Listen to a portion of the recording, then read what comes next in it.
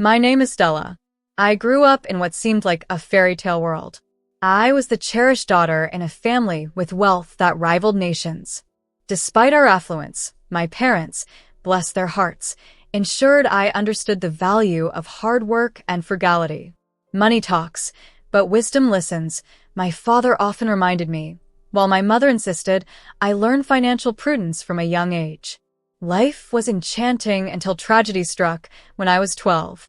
My parents perished in a private jet crash, and my storybook life was abruptly overshadowed by loss.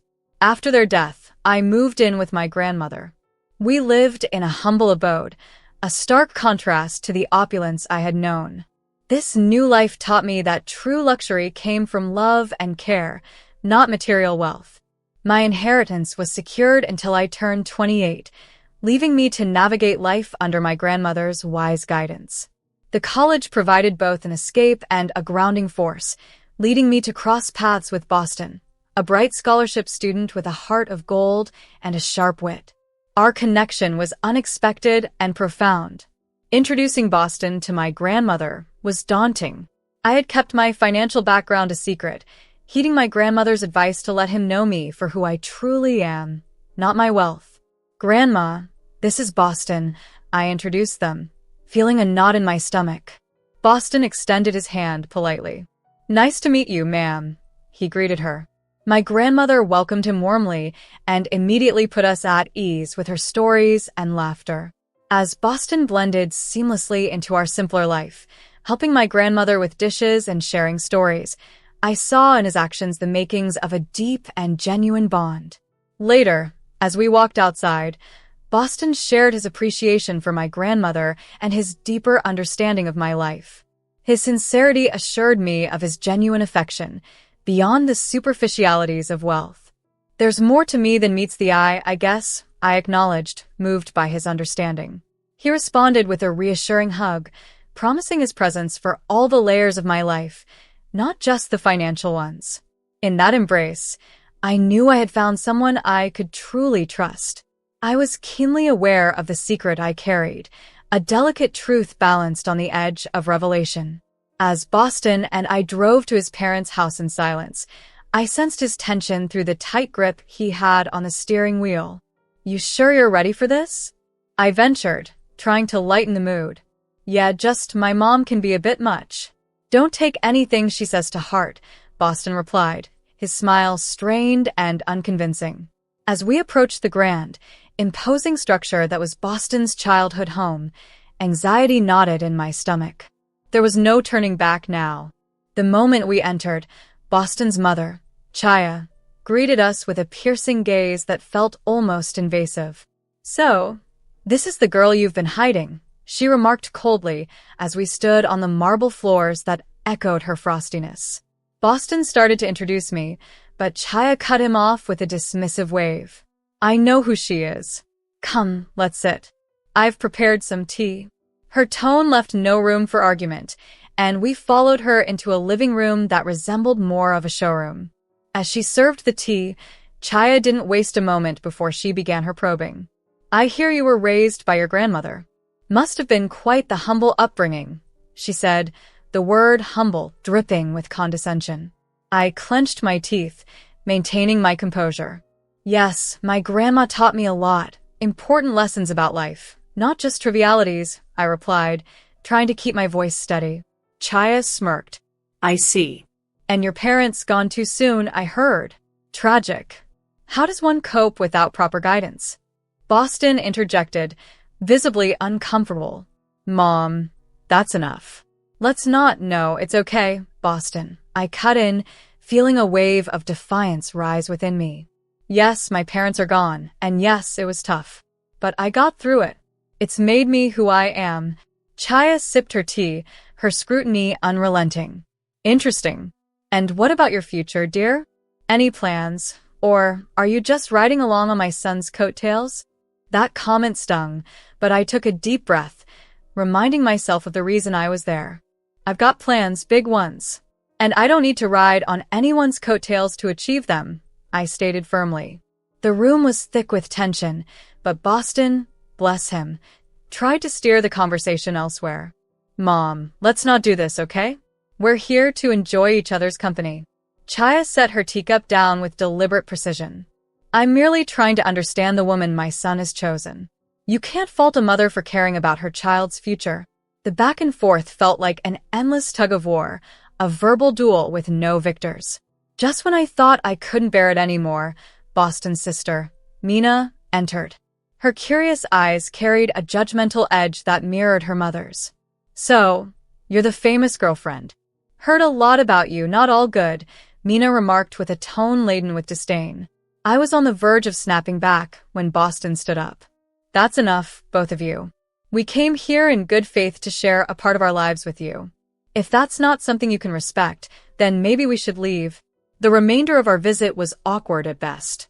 Conversations were stilted, laughter forced, but Boston's hand held mine under the table, a silent vow that we were in this together. As we departed, a mix of relief and frustration washed over me. I'm sorry about that, Boston apologized as we got back into the car. They can be a bit intense. I sighed, watching the lights of the house disappear in the rearview mirror. It's not your fault. But man, your mom and sister. There's something else. Boston chuckled, a melancholic sound reflecting the weight of the evening. Despite everything, we managed to get through it. We survived, right? Survived and stronger, I said, leaning my head against the car window.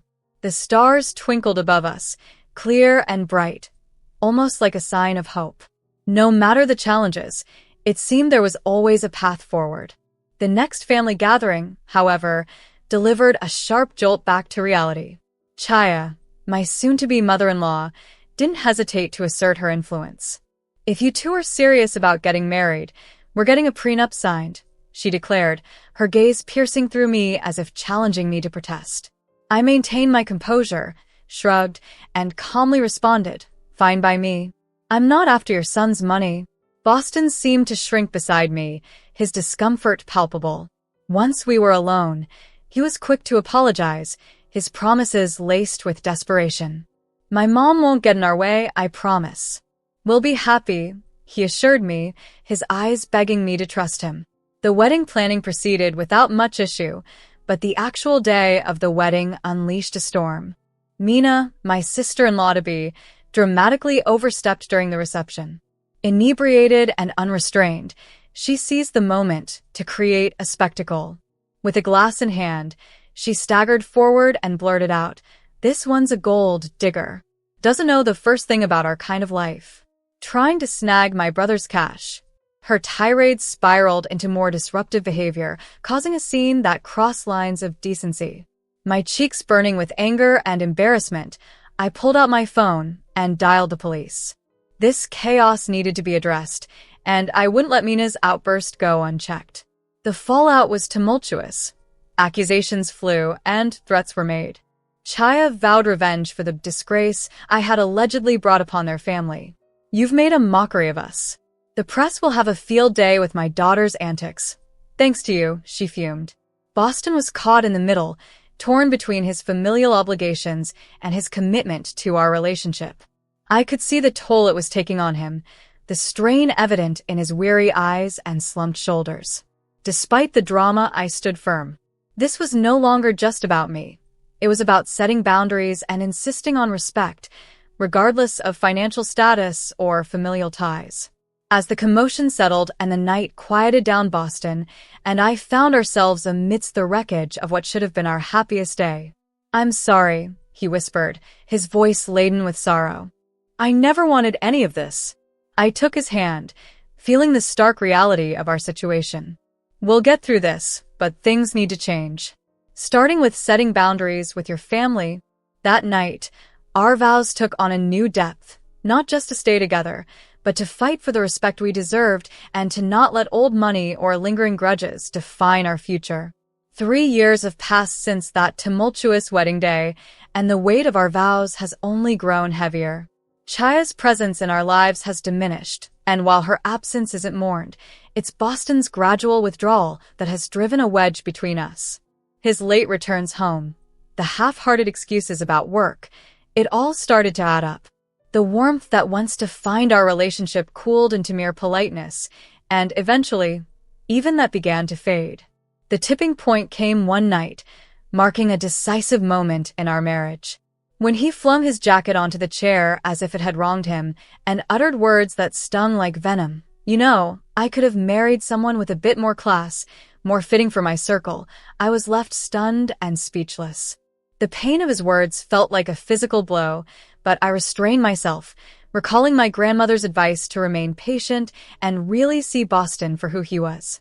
So, I swallowed the pain and the rising tears, hiding the wealth that was rightfully mine, choosing instead to ponder a possible solution. One evening, filled with a mix of hope and desperation, I suggested, "Boston, don't you think it's time we thought about having a baby? It might bring us closer together." His reaction was dismissive and chilling. "A baby now? Don't be ridiculous. We're not ready for that, not by a long shot." His outright refusal and the disdain in his voice crushed any hope I had that a child might repair the widening rift between us. As days turned into silent weeks, and those weeks stretched into months, every rude remark and each late night he came home added another layer to the walls separating us. I found solace in conversations with my grandmother, pouring my heart out over tea that cooled long before our talks ended. "He's not the man I married, Grandma. I don't know if he ever was," I confessed. She listened with sad, understanding eyes. "You can't make someone be who you want them to be, darling. Sometimes we see what we want to see until we can't ignore the truth any longer." Her words, though painful, offered a sliver of relief. I wasn't insane for wanting a partner who viewed me as an equal and treated me with respect. But as time passed, it became increasingly clear that Boston had changed, or perhaps had never been the man I thought he was. The thought of leaving crossed my mind more often than I cared to admit, yet each time I dismissed it, clinging to a fading hope that the man I loved would return to me. In an attempt to rekindle the spark in our relationship, I threw a lavish birthday party for Boston, sparing no expense and excluding Chia and Mina, whose drama I could do without. Boston seemed elated, basking in the adoration and well wishes from our closest friends. For a brief moment, it felt like we were back in the honeymoon phase, all laughter and inside jokes. But the illusion shattered when Chia and Mina unexpectedly showed up. Unbeknownst to me, Boston had invited them, hoping to avoid any family conflict. Their arrival immediately tensed the atmosphere. Mina, ever the provocateur, made a direct line for the bar, dressed ostentatiously to attract attention. Chia's snide comments flew under the radar, each a veiled insult towards me or our marriage. As the evening progressed, Mina's behavior escalated, fueled by champagne and a desperate need to be the center of attention. She launched into a tirade about how I didn't fit into their family and was unworthy of their name. The evening devolved into chaos, a stark reminder of the deep-seated issues that no party could mask. As Boston mingled and played the dutiful son, oblivious to the chaos unfolding around him, the evening spiraled further out of control when an inebriated Mina decided to make a scene. Brandishing some documents while hurling insults with each slurred word, her antics culminated dramatically with her tumbling into the pool, scattering papers everywhere. Rushing over out of curiosity rather than concern, I began gathering the soaked documents, my heart sinking as I pieced together their contents. Divorce papers, signed by Boston. Each signature felt like a betrayal, the reality hitting me hard. The party blurred into insignificance as I clutched the documents, Boston's signature glaring up at me, an undeniable confirmation of the heartbreaking truth. This was not just a memorable party, it was the end of everything I thought we shared. Reeling from the discovery, I approached Boston with the damp divorce papers in hand, demanding an explanation. "Boston, what's this about?" I asked, my voice steadier than I felt. Before he could answer, his mother, with a smug smile, interjected, "Oh dear, looks like your little scheme didn't work out, did it? Boston is leaving you. Thought you could trap him with a baby for his money." I searched Boston's face for any trace of the man I had married, but he couldn't meet my gaze. His silence was more telling than any words could be. With a heavy heart, I signed the divorce papers, which now seemed merely a formality to end a chapter one no longer wished to be part of. As the dust settled, my grandmother approached, her presence always calming. She didn't need to say anything. Her eyes conveyed empathy, understanding, and an unspoken support that strengthened my resolve. It was then that she chose to reveal the truth to everyone present. "She doesn't need any of your money," Grandma declared firmly. "In a month, she turns 28 and will inherit a fortune far beyond what you could imagine. She's been raised to value people over wealth, to seek genuine connections rather than financial gain." The room fell silent, the impact of her words palpable. Chia's expression shifted from smugness to shock and then to desperate greed as she scrambled to apologize, her insincerity clear. Boston, too, suddenly seemed keen to revise the story, insisting his intentions were never to hurt me, influenced as he was by his mother. But it was too late. The veil had been lifted, revealing the stark realities of our relationship and the true motivations behind it. I met their apologies with a serene smile, not out of forgiveness, but from an inner peace that stemmed from knowing my worth, independent of the impending wealth. "You've shown me your true colors," I said, my voice filled with a newfound strength. "As for surprises, well, I've prepared another one for you." At that moment, a loud honk pierced the tense air outside. A sleek luxury car rolled up to the gate, the one I had secretly purchased for Boston as a surprise. The irony of the situation was not lost on me, underscoring the stark contrast between the tangible gifts I prepared and the intangible deceit he offered. I couldn't suppress a bitter laugh as I excused myself and stepped outside, ready to confront the final act of this unfolding drama. There it was, a luxury car that epitomized the affection I thought we shared, now reduced to a mere emblem of pretense and betrayal. Without hesitation, I slid into the driver's seat, the leather cool and firm beneath me, mirroring the resolve that had solidified within me. Grandma, ever my pillar of strength, joined me. Her presence was a silent testament to the dignity and resilience that ran deep in our family's veins. Turning to face the house, I saw Boston and his mother at the doorway, their expressions a mixture of confusion and awe. "Everything from now on goes through my lawyer," I called out to them, my voice clear and stripped of any warmth it once carried. "And don't worry about my stuff, I'll have a courier pick it up." Their once smug and self-assured faces now displayed a dawning realization of their loss, not just of the material wealth they had coveted, but of the person they had grossly underestimated. With that, I turned the key, the car's engine purring to life, a sound that heralded freedom and new beginnings. Grandma and I exchanged a glance, a silent agreement that this was the first step toward a future unmarred by deceit and manipulation.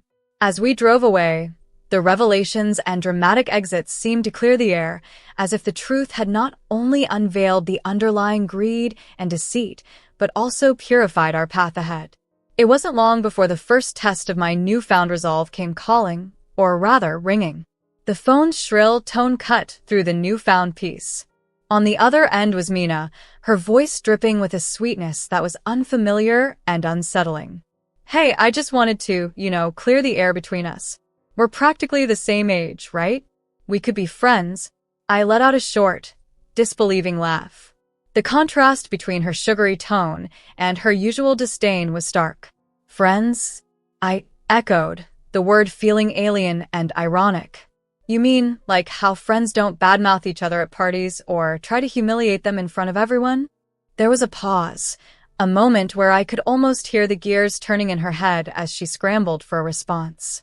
"Well, water under the bridge and all that," she attempted feebly. "Water into the pool, you mean?" I shot back, unable to resist the jab. The ensuing silence was telling. It was clear that my refusal to play along had thwarted her plans. "Fine, be that way," she snapped, her veneer of niceness crumbling away. "You'll regret this." I hung up, feeling a mix of amusement and sadness. It was a stark reminder of the facades people wear and the lengths they will go to when faced with the consequences of their actions. The temptation to retaliate lingered, a nagging thought in the back of my mind. On a whim, I posted a video on social media of her falling into the pool, It went viral like wildfire. Within an hour, 1,000 people had liked it. My sister-in-law had become internet famous. She tried to call me, demanding I take it down, but I simply blocked her. I was done with her fake sweetness and her nasty attitude. A week later, my phone rang with a number I recognized all too well. It was Chia, her voice unnaturally sweet, offering an olive branch she hoped I'd grasp. "Let's put the past behind us, for Boston's sake. Can't we reconcile?" she suggested, as if the wounds were mere scratches that could heal with a band-aid of words. "No, Chia, that ship has sailed," I replied, firm but not unkind. There was no vacillation in my voice, no anchor to pull me back into their turbulent waters. Resolved and steadfast, I wished Boston well, but our paths were now irrevocably parting ways.